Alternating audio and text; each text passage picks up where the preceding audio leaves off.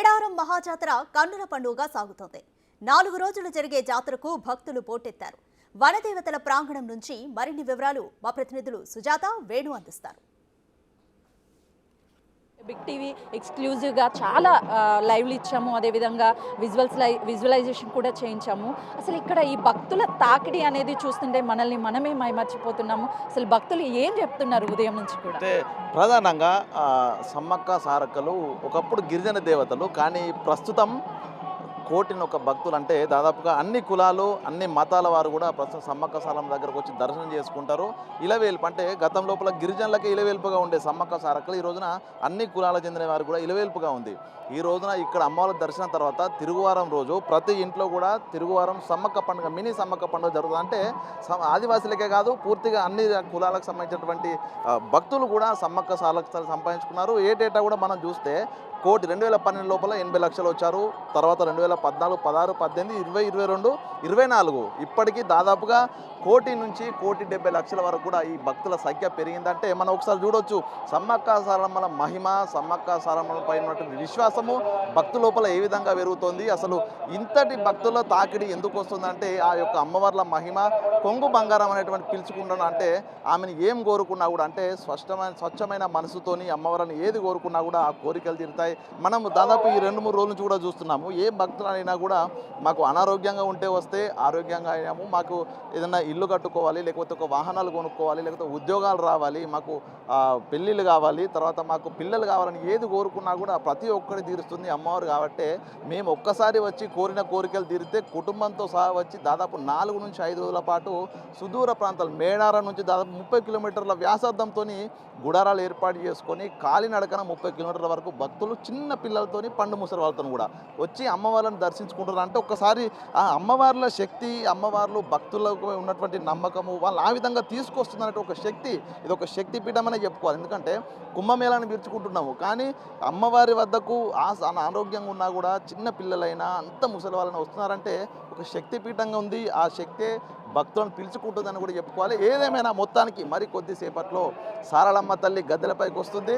ఆ గద్దె మీద అమ్మవారి ప్రతిష్ఠిస్తారు. అమ్మవారి ప్రతిష్ఠించిన తర్వాత ప్రధాన ఘట్టం పూర్తవుతుంది. ఆ తర్వాత ప్రధాన దేవత సమ్మక్క తల్లి రాక కోసం ఈ భక్త జనం అంతా కూడా ఎదురుచూస్తుంటారు. మొత్తానికి ఇప్పటి వరకు అయితే మరికొద్ది నిమిషాల్లో సారళమ్మ తల్లి గద్దెలపైకి వేయించేయబోతోంది. ఈ యొక్క ఆగమన కార్యక్రమం చూడడానికి, అమ్మవారి రాకను చూడడానికి అయితే భక్త జనం అయితే కోటి ఆశలతో ఎదురుచూస్తారు. మొత్తాన్ని చూద్దాం. మనం కూడా బిగ్ టీవీ ఎక్స్క్లూజివ్గా అమ్మవారి రాకను, అమ్మవారి ప్రతిష్టాపన కార్యక్రమాన్ని, అమ్మవారు గద్దెలపై ప్రదర్శించిన తర్వాత అమ్మవారి రూపాన్ని అంటే కుంకుమారి రూపం అంటే ఆ రూపాన్ని బిగ్ టీవీ ఎక్స్క్లూజివ్గా ఉంటుంది. ప్రజలందరూ కూడా భక్త కోటి జనం కూడా చూస్తూనే ఉండండి. ఎక్స్క్లూజివ్గా బిగ్ టీవీ మీకోసం ప్రతి ఒక్క మినిట్ అప్డేట్ కూడా అందిస్తుంది. ఓకే సుజాత్.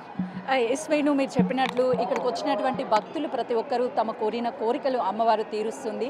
దానికి చాలామంది బిగ్ టీవీతో కూడా ప్రత్యేకించి మాట్లాడారు. మీరు అన్నట్టుగా ఇప్పటి వరకు ఎక్కడైనా సరే మనం గుళ్ళకి వెళ్ళినా చాలా కాస్ట్లీగా మొక్కులు అనేది మొక్కుతూ ఉంటారు, కానీ ఇక్కడ సామాన్య ప్రజలకు కూడా బంగారం, బెల్లాన్ని బంగారంగా పిలుస్తారు. ఆ బంగారాన్ని నిలువెత్తుగా అమ్మవారికి సమర్పిస్తూ ఉంటారు. అసలు ఈ బంగారం హిస్టరీ ఏంటి? అసలు ఇంత తక్కువ ఖర్చులో అంటే కోరికలు పెద్దగా కోరినప్పటికీ కూడా చెల్లించుకోవడానికి చాలామంది ఇబ్బంది పడుతూ ఉంటారు, కానీ ఇక్కడ ప్రత్యేకించి బెల్లం, అది కోటీశ్వరుడైనా కావచ్చు, కింది స్థాయి వాళ్ళు కావచ్చు, ప్రతి ఒక్కరు కూడా బంగారం అని పిలుచుకొని మొక్కులు చెల్లిస్తూ ఉంటారు. అసలు ఈ హిస్టరీ ఏంటి? అంటే మనం ఏదైనా శుభవార్త కానీ ఏదైనా విజయం కానీ సాధిస్తే నోరు తీపి చేస్తామనేది ఒక ఎప్పటి నుంచో వస్తున్నటువంటి ఆనవాయితీ. అంటే ఈ బెల్లం కూడా ఒక తీపి, అంటే బెల్లం తీపితో కూడుకుంటుంది. అదేవిధంగా బెల్లం కూడా చాలా మంచిదని చెప్తాం. అంటే ఈ బెల్లం ఇవ్వడం అనేది కూడా ఒక మంచి శుభ సూచికకు ఇది ఒక మార్గం అన్నట్టు. అందుకే అమ్మవార్లకు బెల్లం ఇచ్చి, అంటే ఇక్కడ ఏది ఇవ్వకున్నా కూడా అమ్మవారికి ఒకటి ప్రసాదం, ఇష్టమైన ప్రసాదం బెల్లం. అంటే నిలువెత్తు బెల్లాన్ని, అంటే నేను పూర్తిగా నా శరీరాన్ని, నా ఆత్మను మీకు సమర్పిస్తున్నానంటూ కూడా స్వచ్ఛమైన మనసుతోని ఇక్కడ అమ్మకు మొక్కులు చెల్లించుకుంటారు. ఒకవేళ వారేమన్నా కోరికలు కావాలి, వాళ్ళకి ఏమన్నా కావాలనుకుంటే మాత్రము నిలువెత్తు బెల్లాన్ని అమ్మవారికి తులాభారం వేసి చెల్లిస్తే అమ్మవారు చల్లని చూపుతో ఆ కోరికలు కూడా తీరుస్తుంది. అయితే కొంతమంది కోరికలు తీరిన తర్వాతనైనా తమ నిలువెత్తు బంగారం ఇస్తున్నారు. ఇట్లా మొత్తంగా అమ్మవారికి ఎటువంటి కానుకలు ఇవ్వకున్నా కూడా నిలువెత్తు బంగారం ఇస్తే చాలు పులకించిపోయి అమ్మవారు తమ కోరికలు తీరుస్తుంది. మరోవైపు ఇక్కడ ఒక ప్రత్యేకత ఏంటంటే ఎక్కడికి వెళ్ళినా కూడా ఒక కోట్ల రూపాయలు, వేల రూపాయల ఖర్చుతోని దర్శనం చేసుకోవాల్సి, కానీ ఇక్కడ నయా పైసా ఖర్చు లేకుండా ఈ ఆదివాసీ దేవతలు ఇప్పటి జనదేవతలుగా మారినటువంటి ఈ సమ్మక్క సారలమ్మను ప్రస్తుతం దర్శనం చేసుకోవాలంటే నయా పైసా ఖర్చు ఉండదు. ఎంతో కష్ట నష్టాల కోర్చైనా వచ్చి కాలినడకన వచ్చి మరి అమ్మవార్లను దర్శించుకుంటారు. ఆ అమ్మవార్ల దర్శనం తర్వాత తమ కష్టాలన్నీ కూడా పోయి సుఖంగా సంతోషంగా విజయవంతంగా తమ జీవితాలను అయితే తీసుకున్న పరిస్థితి. ఇది ప్రధానంగా ఎందుకంటే బెల్లము అదొక విజయానికి, అదొక మంచికి, అదొక శుభ సూచికకు, అదొక సూచిక అన్నట్టు. ప్రధానంగా ఆ బెల్లం, ఆ తీపి అనేది అందుకే చెరుకులోని తీయదనం అనే ఒక వర్డ్ ఉంటుంది. అందుకే ఆ బెల్లమే ప్రీతిపాత్రమైనట్టు. అది ఇచ్చేసి అమ్మని సంబరపరచుకొని తమ కోరికలు కోరుతారు. ఆ కోరికలు అమ్మవారు తీరుస్తారు. అంటే మొత్తంగా ఇక్కడ ప్రసాదం బెల్లం, అంటే బెల్లాన్ని బంగారం అంటాము. ఎందుకంటే మనం ప్రతిదీ వాల్యుబుల్ కొలవాలంటే బంగారంతో కొలుస్తాము.